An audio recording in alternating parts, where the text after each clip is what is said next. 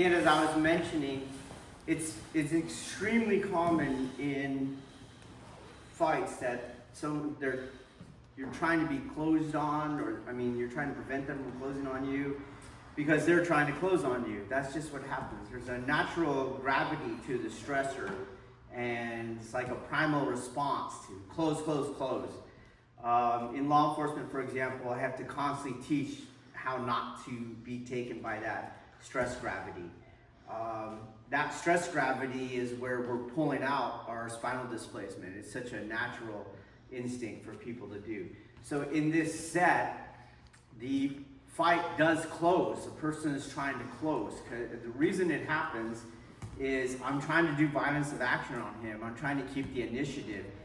If I pull out of closing on that person, I will lose the initiative. Now, none of this comes up in my turn, your turn. So it's going to be quite different from what you're used to, and even some of us here are used to, okay? So if we look at where this happens, it happens on the first ski. From the first ski, I am trying to close with violence of action. He gives the opening, and I am trying to shut him down to finish this fight there. As a result, that puts me very, very close to him, and we'll note that closeness on where my foot is in relation to his foot at the time of the ski following the Makia Tosh, okay? So we're moving in, I'm assessing, there I am, okay? So I'm about 4 to 6 inches, boom, is where I am, okay? When you're doing my turn, your turn, you didn't do any of that violent of action, and usually this ski is out here and you're just counting coup, okay? So you have to get that, because that's the theme of the form, for the techniques to make sense. So we're gonna switch roles, and we'll see where Harai comes in, okay? So he's going, boom. There's his 6 to 4 inches, okay? I have to first counter the Makia Tosh by rotating the cross, boom, here, okay? And as you'll see, the majority of my Joe is slightly left of me. So when he does his ski, we'll break it down, he gets his 4 inches, okay? I'm going to move behind my Joe and attack the hands.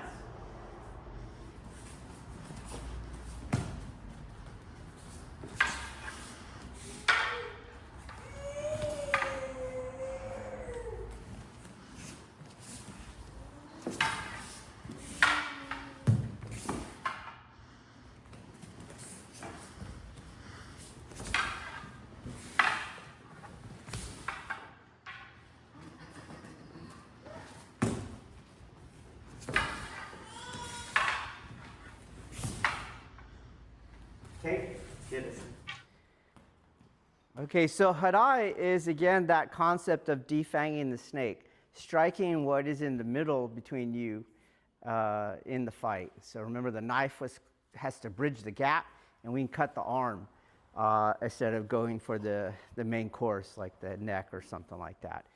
And that's always a thing of weapons fighting, is if I have a weapon and you have to use your hands and arms to yield your weapon, deploy your weapon, I can attack your hands and arms as you're deploying the weapon. So Harai is again that. So he has to counter the Harai, and he's just going to open his hands. You have to learn how to not get cut as someone's trying to defang the snake, or not get hit as someone's trying to defang the snake. So as he sees it coming in, he's going to open his hand. So we show that now, okay? So he's here. There it is, there. We'll do it again.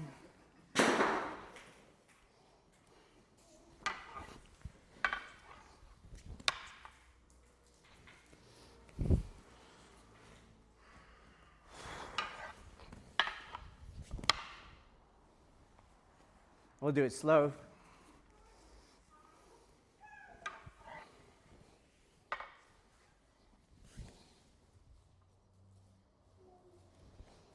Okay, so we'll add that.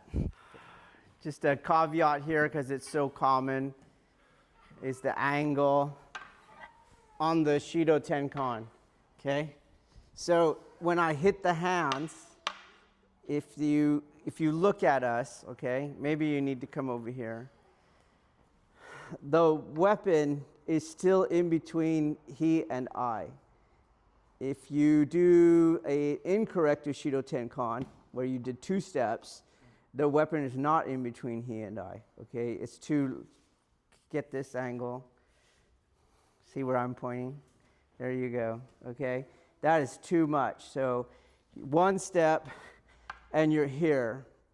My weapon is still inside his outer rim. So if he takes his Joe down, and you can see that I'm still inside his outer rim, okay? So don't over-rotate on that. Don't take the weapon and give him your flank, okay? All right, continuing on, but renoting what we already did in Makia Tosh, okay? So he, Yusuke, okay, boom. Okay, when I take the ukemi and I'm here, I already mentioned I'm stuck to his weapon. So should he attempt to just stab from here, I'm just going to rotate the cross again and use the same counter on him, okay? So he has to pull the weapon out of the adhesion that I'm using. So he had to pull it off, and now I got to try to find that weapon again. It's his only chance. So whenever you're in an Aiki adhesion, people will realize it because they feel stuck, and they pull off. They yin yield, okay? And we've shown that a million times in the body art stuff, okay? Well, that's going to happen in Harai, because you're going to smell the Harai from the 36 Jo. And in the 36 Jo Harai, it's just strike the hands and hit. But it can't happen here, because here I'm stuck to his weapon, okay? So I'll show you again the same idea with the counter. Boom. I haven't really lost anything. Do you see? So he smells that, but as he's smelling that, I have it, okay? So, and I keep that adhesion as long as I can. Boom. So here, he has to come off of it, and I hit, okay? Well, I have the same problem here. He has the same adhesion. You might smell Harai, but I can already feel his pressure on me that when I start going, it's not going to do what I think it's going to do. So I have to free myself from that adhesion.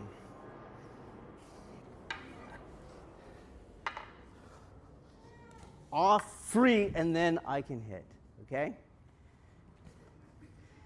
And he should try to follow as long as he can, because that's what you would do in real life. It's like, wow, he's trying to get his weapon off of my weapon.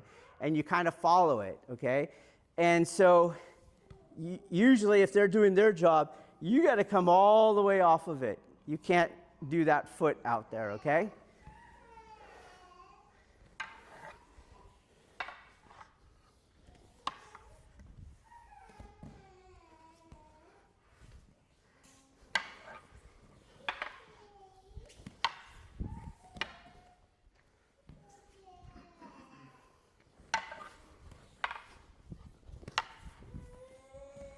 Okay, let's try it.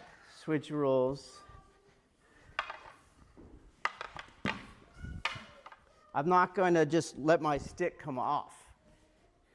We're going to slow it down so you can see what I'm doing. Boom, boom, pop. You got it?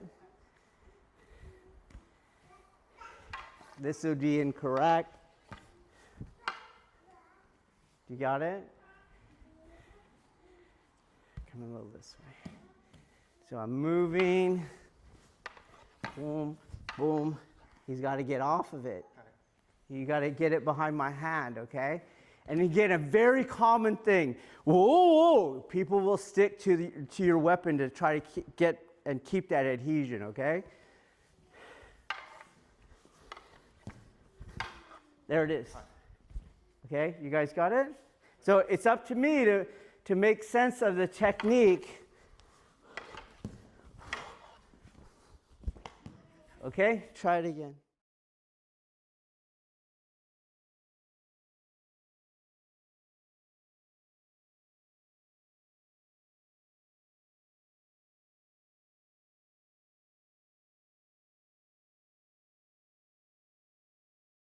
All right, we're having a heck of a time getting this here, so I imagine you're going to have a heck of a time.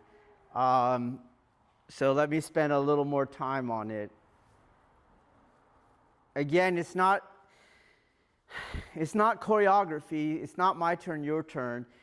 He does an attack. I have to counter the attack, and in my counter attack, it sets up the logic, the rationale for his counter to that counter. Okay. But my counter has to be martially viable. I'm not just doing a set by prescription, okay? So a lot of times when we just start training, if you can't counter my counter, that's where the form ended. Then we started all over, okay? But when you're just learning, you got to kind of work together to get a feel for it. And in essence, what we're doing is what you do in body art.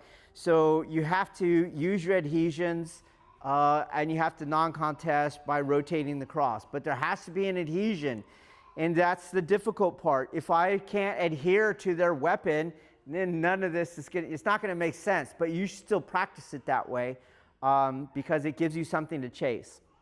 So what we're seeing here is there is no adhesion, and as a result, I can't really feel what the person is doing. And so I can't do what I need to do to make sense of what they're trying to do, okay? So I'll show you where that's becoming an issue, okay?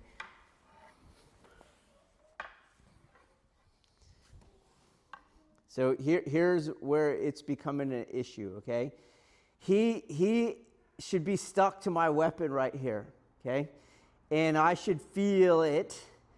Like, if I go forward, he's going to counter. I should feel that. Like, you're not going to let me go forward. Do you got it? Yeah. Okay? I should feel that. So, when I feel that, I'm going to separate myself from this weapon. Okay? I'm not going to do this as some of the people here are doing it, because now the weapon's not in the fight. All this is covered beneath me. Okay?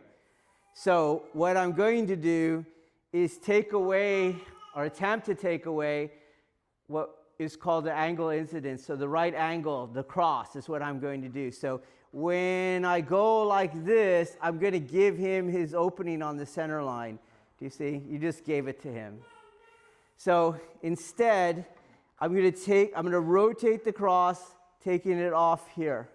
Okay? And then the weapon is still even Steven. So he is going to counter that movement. So again, watch, my movement is to drop the tip as I withdraw and I'm off. Okay? And then, then the ski can come under. If you dropped it lower like he was, you had the tip a little lower, then it'll come over the top, but the center line is mine. Okay? So, scoot back. This is the first thing I want people here to understand.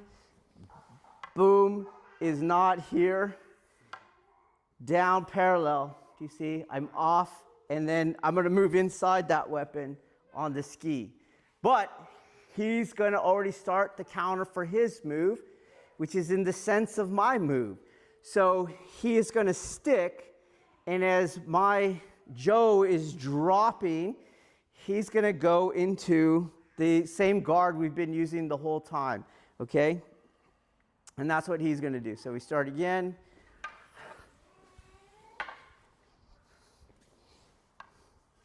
That's what he's doing, okay? I got to get off of it and then come in, either around it, on the same side of it, does not matter.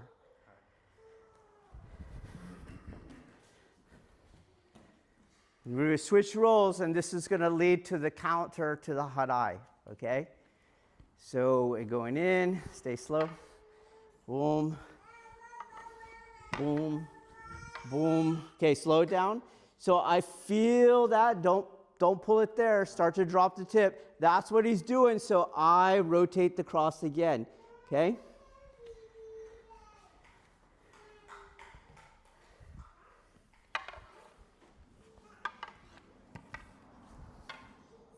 That's where I go. He has to come all the way off, and then that would be his opening.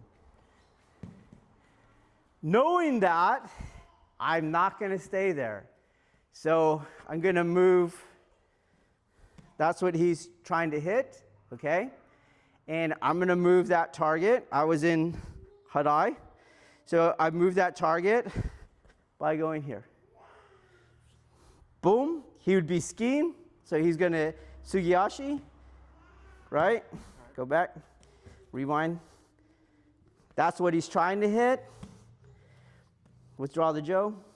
He does his ski, and I'm going to go here and hit the back of his head. And the fight's going to rotate again.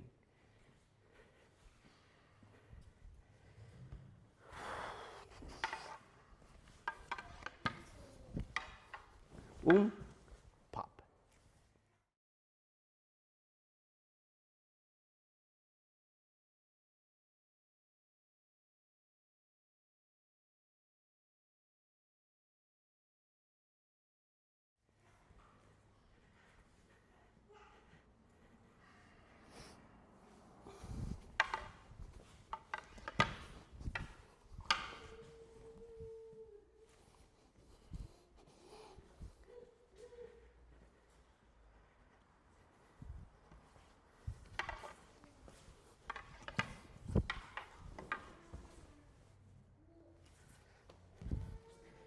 Make sure you do your ski. Make sure you do your Sugiyashi. Sugiyashi, boom.